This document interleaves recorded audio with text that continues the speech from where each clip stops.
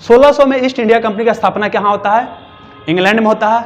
ये भारत के साथ व्यापार करने आता है, लेकिन बाद में क्या करते हैं, यहाँ का क्षेत्र जीतने लगता है। 1757 में प्लासी का युद्ध लड़ता है और क्या करता है कि यहाँ बंगाल पर कब्जा कर लेता है। तो बंगाल के शासन को देखने के लिए बंगाल का गवर्नर नियुक्त किया जाता है। तो बंगाल का प्रथम गवर्नर कौन हो गया?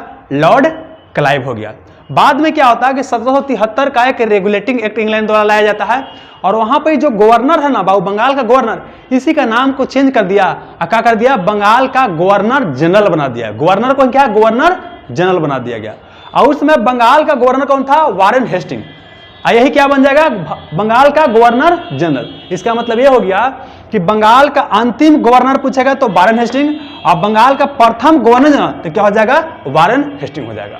अब क्या होता है कि 1833 में एक और चार्टर एक्ट लाया जाता है। इसके तहत क्या किया जाता है कि जो बंगाल का जो गवर्नर जनरल है ना, इसी का नाम चेंज करके भारत का गवर्नर जनरल बना दिया गया।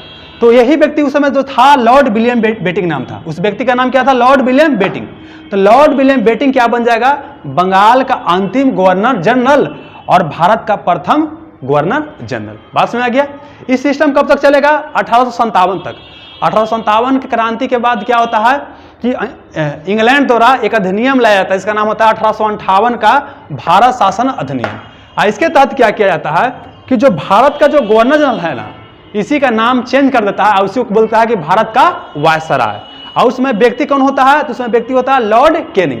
तो लॉर्ड कैनिंग क्या बन जाएगा इस तरह से? भारत का अंतिम गवर्नर जनरल और भारत का प्रथम वायसराय। यह सिस्टम कब तक चलेगा? 1947 तक। तो 1947 में क्या होता है? हमारा देश आजाद होता है। तो उस समय कोई वायसराय रहेगा, तो उस समय कौन वायसराय होता है? Lord Mountbatten. तो समझिए क्या, भारत का अंतिम वायसराय कौन हो जाएगा? Lord Mountbatten. जबकि प्रथम कौन था? लॉर्ड कैनिंग हो गया। तो भारत का अंतिम वायसराय लॉर्ड माउंटबेटन हो गया। अब देश आजाद हो गया। देश के आजाद होने के बाद क्या हुआ कि फिर से बनाया जाता है गवर्नर जनरल का पद, और उस समय फिर से बोला जाता है कि आप क्या बन जाइए? गवर्नर जनरल बन जाइए।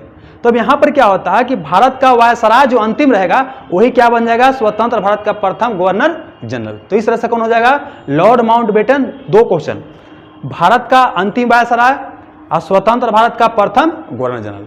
ये जब इंग्लैंड में चला जाता है लॉर्ड माउंटबेटन, तब एक भारतीय को फिर से गवर्नर जनरल बनाया जाता है और उसका नाम होता है सी राजगोपालचारी। तो यहां से क्वेश्चन पूछेगा स्वतंत्र भारत के प्रथम भारतीय गवर्नर जनरल कौन थे? तो सी राजगोपालचारी।